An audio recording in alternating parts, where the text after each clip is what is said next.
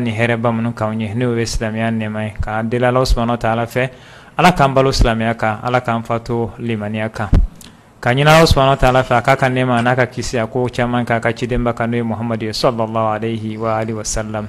woto menon ko ambe anga jam kan kuna jam kamini anga mako e wasika fo siga fo e jam kan na beteme sunna tv la be labe awdenga naka kalande fe Ibrahim Jabi anaka ma walilum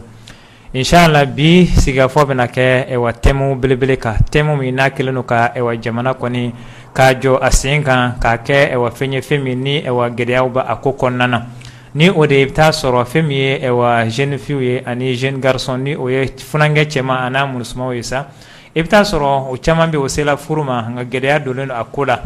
ango nanye wole blan karamoma olu ye e wa fenye e wa femi e wa furuko kon afura ani abana olu be seka bela jelen don o kana seka ambaro ni wakati na munde yato e wa funange o achema ana musuma o keleno ko kodo furuma kata soro here ani lafiya baden de be kula wala san kini bolo fesa ma folo mi ni anyo wele wode al ustad Muhammad Wage ale almamiye misri mi nama fama ko Masjid Ansar na doneno ka foko ni ma ka misri ikado ka fo sokoroji ale be oyorola ka fara kan tukuni e wa be la sedike no e karamo gaisa madrasa mi na fama ko al Muhammadiya anga chokoroba ananfa anan karamo al Ustad Yusuf Jabi ala mahinana na oka kalamero alebe la kalani ko yorola amba fo aka gere mikro la ka fudibla suna tv la jabana la me baga bela jilena al Ustad Muhammad Wage assalamu alaikum wa rahmatullahi wa barakatuh. Wa alaikum salam wa rahmatullahi wa barakatuh. Anga ma flana sa ni oye karamo flana mi nabe na faranka anga ni temu ina sa no de ye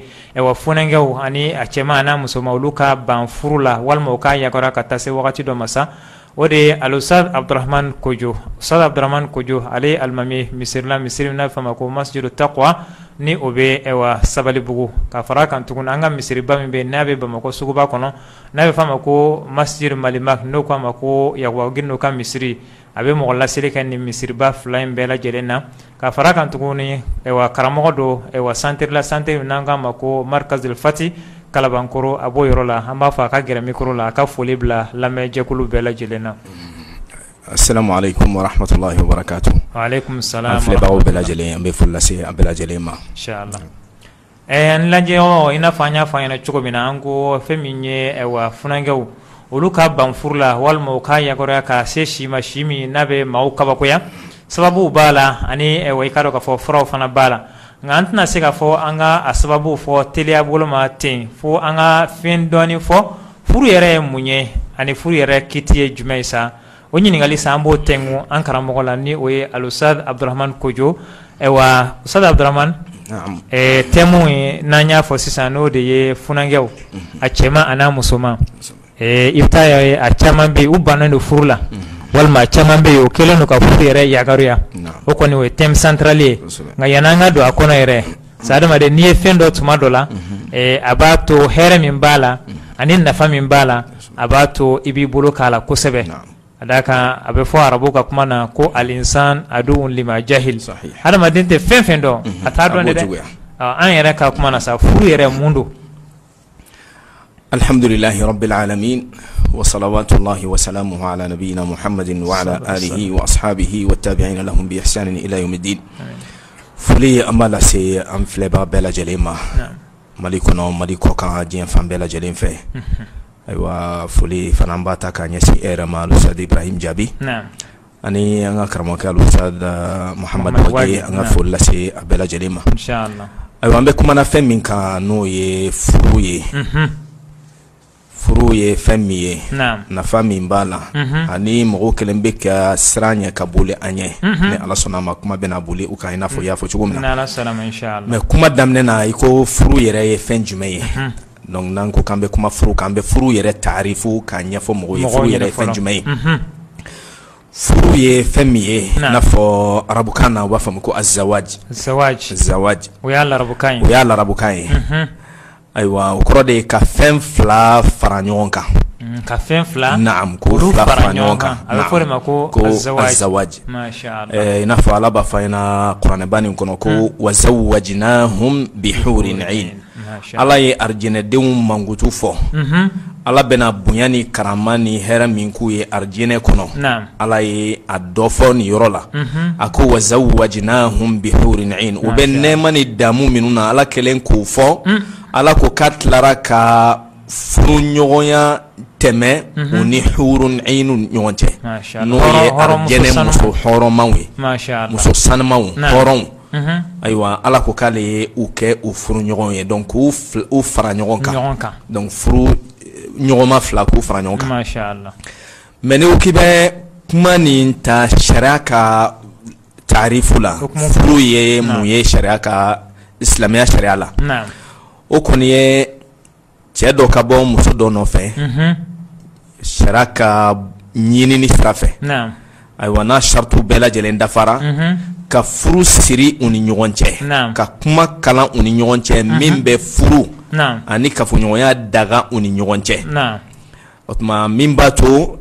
muso nin bɛ daga cɛ ye wa a bɛ daga muso fana ye a bɛ se ka i damu ta ni cɛ ye ayiwa ni sariya ka sira ye donc nin kuma nin b'a yira an na k'a fɔ an bɛ kuma dɔ faamuya dɔ sɔrɔ a kɔnɔ furu n'a tɛmɛna cɛ ni muso ni ɲɔgɔn cɛ min bɛ kɛ cɛ ye o ni muso ta tɛ kelen ye dɔɔni sabula o b'a yira an na k'a fɔ a bɛ daga cɛ ye a ka damu ta ni muso ni ye walima a bɛ daga muso ye a bɛ damu ta ni cɛ ye mais cɛ ta a bɛ daga ye a ka damu ta ni muso ni ye mais babu fana dayɛlɛnnen don a ye a bɛ se ka saba wɛrɛ furu ka fara a kan donc n'a fɔra ko cɛ ye ni muso furula ɲɔgɔn ma a bɛ wajibiya muso de kan a ka dan o cɛ kelen nin ma a bɛ daga a ye o tuma a bɛ se ka furu ɲɔgɔnya ko a bɛ tɛmɛ ani cɛ ni ɲɔgɔn cɛ mais cɛ i bɛ taa sɔrɔ hakɛ wɛrɛ b'a bolo tuguni yamaruya sariya bɛ yamaruya d'a ma n'a se kɛra ye n'a diyara ye a bɛ se ka muso saba wɛrɛ furu ka fara kelen nin kan n'a y'a sɔrɔ furu tɛmɛna ni fila de cɛ sariya b'a daga ye a ka fila wɛrɛ furu ka tɛmɛ o kan dagalen don n'a y'a sɔrɔ saba de furu sirila donc sariya b'a daga ye hali bi a bɛ kelen wɛrɛ fara kan k'o kɛ naani ye mais a dan fana y'o ye mais ye kuma dɔ fɔ kuma in kɔnɔ i ko furu a bɛ siri cɛ ani muso de ni ɲɔgɔn cɛ n bɛ fɛ an ka jɔ nin yɔrɔ in na dɔɔni munna an bɛ jɔ yan parce que n'i ye diɲɛ yɛrɛ jateminɛ bi n'o ye diɲɛ jamanabaw ye a bɛ fɔ minnu ma k'u ɲɛ yɛlɛlen don an ye kabako ye nin san fila in kɔnɔna na i bɛ taa sɔrɔ baligu bɔnbɔnsiman fila olu ka taa k'a fɔ k'olu bɛ furu ɲɔgɔn ma o kɔrɔ ye sisan e ka kuma in kɔnɔna na silamɛya la cɛ muso wa min kulli shay'in khalaqna zawjayn fɛn bɛɛ ala i bɛ taa sɔrɔ ala y'a fila fila de da cɛ ani muso n'i y'a lajɛ hali dabaw la cɛ b'u la muso b'u la ayiwa su ni tile bɛ yen ayiwa yiriw ni ɲɔgɔn cɛ hali fiɲɛ kɔnɔna ni fiɲɛ ta k'a lajɛ i bɛ taa sɔrɔ fɛn fila de b'a la an bɛ ji min i bɛ taa sɔrɔ fɛn composé bɛ ni fɛn fila de fɛn bɛɛ i bɛ taa sɔrɔ ala y'a dan fila fila wa min kulli shay'in khalaqna zawjayn cɛ b'a la muso b'a la ni fila de bɛ furu ɲɔgɔn ma cɛ fila tɛ se ka furu ɲɔgɔn ma i n'a fɔ muso fila fana tɛ se ka furu ɲɔgɔn ma ni mɔgɔ min ye hakilima ye ala ye fɛn dilan cogo min na o de ye hakilima ka taabolo ye mais ni mɔgɔ min ayiwa hakili tunni la sɛtana ser'i la o tuma i bɛ fɛn yɛlɛma ala ye fɛn dan cogo min na o b'a essayer k'a bɛ yɛlɛma don o la donc n'adamaden kɔni fara kama a ye fɛn bɛɛ sɔrɔ kama i bɛ taa sɔrɔ adamaden bɛ jɛngɛ donc mais anw yɛrɛ bolo olu ye kodɔnnaw ye mais sariya ka yiri la i bɛ taa sɔrɔ olu hakili ye hakili banabagatɔw de ye manton dɔw halakira ka sababu kɛ nin ye fiɲɛ min wulilen bɛ diɲɛ kɔnɔ bi n'an m'an cogo dɔn an yɛrɛ la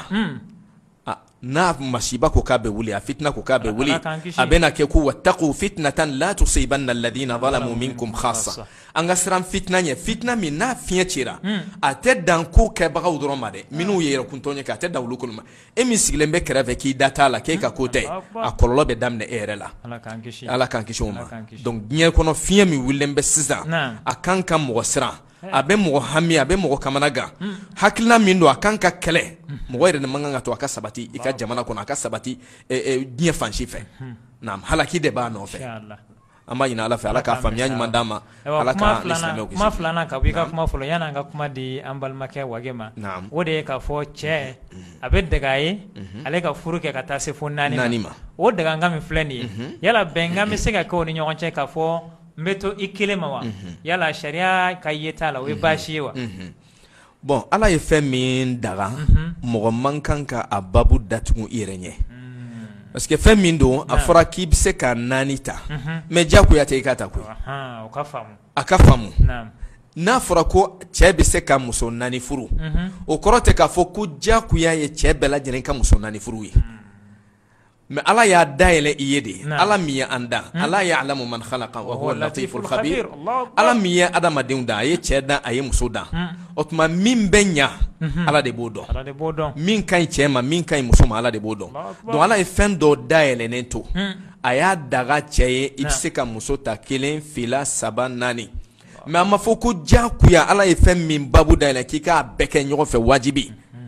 n'a y'i ja i bɛ muso 1 furu i n'u ka ɲɛnamaya kɛ ɲɔgɔn fɛ fo ka taa se aw 2 dɔ la 1 ka fatuli ma a dagalen don i ye ala ma diyagoya i kan donc ni furu kɛra ni mɔgɔ min ko kuruko daminɛ na ne tɛna muso wɛrɛ ta n bɛ da muso 1 ma lala ni furu kɛra tagalen ɲɛfɛ sababu bɛ na walama 2nan furuli kanu bɛ se ka don a dusukun na o don y'a sɔrɔ ale ye babu datugu ni dun ye charte ta muslimuna inda shurutihim ni ye charte min ta ayiwa i bɛ to charte nin kan dɛ donc i yɛrɛ kun de tɔɲɔ فلا يعني لا تظلموا انفسكم فلا تظلموا فيهن انفسكم في الاشهر الحرم وفرام ما ادم دي من كان غير كنتو دون الله يفهم من كاي ايا دغيا ما فوكو واجب دي كاكي دون الله يبابو دايله ايوا نيكو كيتاكي يبو تو يدسونا نعم ان شاء الله يني تشيني بلاغي امنا الاستاذ واجي فانفه استاذ محمد واجي اني الاستاذ عبد الرحمن كوجونو يانغال مامي انيا كا ايوا فيمي تعريفي فيمي راي فوري انيا لامي furu mi yɛrɛ filɛ na an da b'a la sisan ka fɔ ko dɔw bannen don a ma peut-être n'o ye ka kuma ye mais sisan hakili la n'o tulo b'an na n'o ɲɛ b'an na su in na bɛɛ a caman na o bɛ sɔn ka dɔ furu siri ne ko nafa jumɛn de bɛ furu la alhamdulillah wassalatu wassalamu ala rasulillah an bɛ an balimaw bɛɛ lajɛlen fo Sunna TV lajɛbagaw ka foli lase an ka karamɔgɔ Ustaz Ibrahim Jaabi ani an ka karamɔgɔ kɛ Ustaz Muhammad Abdurrahman Kojoma o tɛmɛnen kɔfɛ an balimakɛ ɲininka min ɲɛsin an ma k'a fɔ nafa jumɛn bɛ furu la n'an ko an bɛ kuma furu nafa kan an tɛna se ka nafa bɛɛ lajɛlen fɔ ka ban nin yɔrɔ in na nka an k'a dɔn k'a fɔ furu nafa belebele dɔw o ye n'i ye furu lajɛ a bɛ nafa lase hadamaden ma i ka diinɛ la a bɛ nafa lase hadamaden ma société yɛrɛ la i bɛ ka balo société min na a bɛ nafa lase hadamaden ma ani lafiyali la wa a bɛ nafa lase hadamaden ma a ka kɛnɛya yɛrɛ farikolo kɛnɛya yɛrɛ fanfɛla la ma nin bɛɛ lajɛlen ye nafaw ye nafa min ni o bɛ sɔrɔ o tuma furu la n'an ye diinɛ ta k'a lajɛ an b'a ye k'a fɔ furu min filɛ nin ye Allah subhanahu wa ta'ala a ka cidenw n'a ka nabi ɲumanw k'a daminɛ Nuhu alayhi salam fo ka taa bila kira Muhammad la sallallahu alayhi wa sallam ninnu bɛɛ lajɛlen ka taasira de ye furu ye olu min ye diɲɛ yɛrɛ hadamadenw la ɲuman ye an b'a ye k'a fɔ olu bɛɛ lajɛlen ka taasira de ye furu ye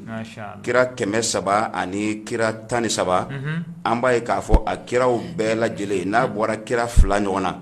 n'o ye Nabilahi Yahya alayhi salam ani Nabilahi Isa alayhi salam min sabatira o b'a yira k'a fɔ ciden tɔ nin bɛɛ lajɛlen ye furu kɛ olu fana ka furu kɛbaliya o kɛra laɲini dɔ de kan laɲini min ni Allah subhanahu wa ta'ala yɛrɛ ye o dabɔ o kama o de la an b'a ye k'a fɔ Allah subhanahu wa ta'ala y'i kanto kuranɛ kɔnɔ a ko walaqad arsalna rusulan min qablika wa ja'alna lahum azwajan wa dhurriyya ko Muhammad danganiya ɲɛma ni Allah subhanahu wa ta'ala ye cidenw ci ka kɔn e kira ɲɛ sallallahu alayhi wa sallam o ciden kelen-kelen bɛɛ lajɛlen ne ye furumusow k'u ye ka tila ka denw fana n'o ye ka zuriya bɔnnaw ka tila k'o fana kɛ u ye mɔdenw ni tulomasamaw olu n'a ɲɔgɔnna wɛrɛw o tuma o b'a yira ni Allah subhanahu wa ta'ala ye k'a fɔ k'a ye cidenw ci ka kɔn kira ɲɛ sallallahu alaihi wa sallam ka tila k'a fɔ kira ɲɛna k'o ciden kelen o kelen ale ye furumuso dagaw ye ka tila ka denw ni mɔdenw fana d'u ma o tuma o b'a yira k'a fɔ furu o tuma o ye fɛnba de ka d'a kan i y'a fɔ cogo min na cidenw de ye danfɛnw la sugandilenw ye o tuma siga t'a la Alahu subahana wa taala ye olu bila baara min kɛli la o bɛ kɛ baaraw bɛɛ lajɛlen la fasaman tɛ n'an ye kira yɛrɛ ta k'a lajɛ sallallahu alaihi wasallam an b'a ye kira ka sunna kɔnɔna la a ye furu kɛ baraji sɔrɔ sira belebele dɔ ye ka furu kɛ baraji sɔrɔ sira a ye furu kɛ baraji sɔrɔ sira belebele dɔ ye i n'a fɔ furubaliya fana a y'o jate k'a fɔ k'o bɛ jate i y'i kɔ don ka bɔ ale kira ka sunna ma sallallahu alaihi wasallam Anas ibn Malik b'o lakali an ye a ko don dɔ la sahaba dɔw taara kira ka so kɔnɔna la sallallahu alaihi wasallam u bɛ taa kira ka baaraw ɲininkali kɛ a bɛ baara minnu kɛ kira ka baara la kalilaw ye o dɔgɔyara olu bolo o ko anw jɔyɔrɔ bɛ di kira ɲɛkɔrɔ sallallahu alaihi wasallam kira min ala y'a ka jurumu bɛɛ lajɛlen yafa a ka jurumu min tɛmɛna hali n'a y'a sɔrɔ a tun bɛ jurumu kɛ kira ma jurumu kɛ a n'a y'a sɔrɔ ko jurumukɛla tun don a bɛ jurumu min kɛ don nataw la ko ale ala yafara a bɛɛ lajɛlen ma o si dun ma kɛ o tuma kira ka baara o kɔrɔ anw ka baara kan ka caya ka tɛmɛ kira ta kan sallallahu alaihi wasallam o kɛlen maa ninnu dɔ y'i kanto o ko ne kɔni ne tɛna sunɔgɔ su fɛ bilen ne bɛ su bɛɛ lajɛlen kɛ nafila seli la dɔ wɛrɛ fana bɛ yen nɔ o y'i kanto o ko ne kɔni ne tɛna muso furu bilen dɔ wɛrɛ y'i kanto o ko ne bɛ waati bɛɛ lajɛlen kɛ sun na ne tɛ sun bila nin kumakan in selen kira ma sallallahu alaihi wasallam kira y'i kanto o ma a ko ne de bɛ siran ala ɲɛ ka tɛmɛ aw bɛɛ lajɛlen kan wa ne de ka ala ɲɛ siran ɲɛ ka bon ka tɛmɛ aw bɛɛ lajɛlen kan ne kira min filɛ nin ye n bɛ waati dɔ kɛ ɲɛ la nafila seli la sufɛ n bɛ waati dɔ kɛ sunɔgɔ la wa n bɛ don dɔw sun n bɛ don dɔw kɛ sundonbaliya la wa ne kira sallallahu alaihi wasallam ne bɛ muso furu ni maa min y'i kɔdon ka bɔ ne ka sunna ma o tuma k'o tigilamɔgɔ ni maa min y'i kɔdon ka bɔ ne kira ka sunna dɔ ma o tuma i tɛ ne dɔ ye o tuma nin b'a yira k'a fɔ kira sallallahu alaihi wasallam furu kɛli a y'o jate k'a fɔ o y'a ka taasira de ye ka se t'u ye ka fanga t'u ye ka banga kɛ o tuma a bɛ komi i y'i kɔdon ka bɔ kira ka sunna ma sallallahu alaihi wasallam yɔrɔ min na n'an ko kira sallallahu alaihi wasallam ko a ye furu kɛli a ye baraji dulon a la o ye kira sallallahu alaihi wasallam don dɔ la a y'i kanto a bɛ ka sadaka ɲɛfɔ sahabaw ɲɛna fo a taara se a ko hali aw dɔ la kelen aw bɛ kafoɲɔgɔnya min bɛ tɛmɛ aw n'aw furumusow ni ɲɔgɔn cɛ k'o bɛɛ lajɛlen ye sadaka ye o ye baraji ye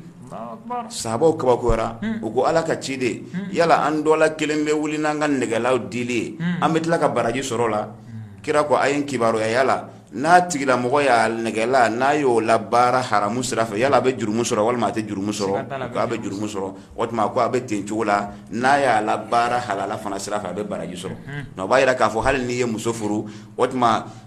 dilan fɛn fɛn bɛ tɛmɛ i ni furumuso ni ɲɔgɔn cɛ nin bɛɛ lajɛlen ye baraji de ye baraji min ni Allahu subhanahu wa ta'ala bɛ o baraji sɛbɛn ye i bɛ balo min ɲini lɔgɔmaya kelen o lɔgɔmaya kelen k'i b'o don i furumuso da kɔnɔ o bɛɛ lajɛlen ye baraji de ye baraji min ni Allahu subhanahu wa ta'ala b'o sɛbɛn ye o tuma nin bɛɛ lajɛlen ye furu nafa dɔ ye diinɛ fanfɛla la n'an y'a lajɛ an b'a ye k'a fɔ furu nafa wɛrɛ min b'a la an ka diinɛ la furu bɛ silamɛ dɛmɛ i ka silamɛya yɛrɛ baara la k'i dɛmɛ i ka diinɛ yɛrɛ baarali la diinɛ ka se ka tile i bolo o ye furu dɔ ye o kɔrɔ cɛ wala ka diinɛ ko a tɛ tile bisimila kira ka kumakan de don sallallahu alaihi wasallam a ko ni ala ye maa min garizigɛ furumuso la furumuso ɲuman ko a bɛ komi ala y'i dɛmɛ k'i ka diinɛ tilancɛ ka o d'i ma n'an ye diinɛ kɛ 100 sisan n'an ye diinɛ kɛ 100 ye n'i ye muso ɲuman furu k'o ye 50 50% a bɛ komi o ye o dilannen i ka diinɛ la ko 50 tɔ kelen kira ko k'i yɛrɛ k'i jija o la o ye koba ye o tuma i b'a dɔn an b'a dɔn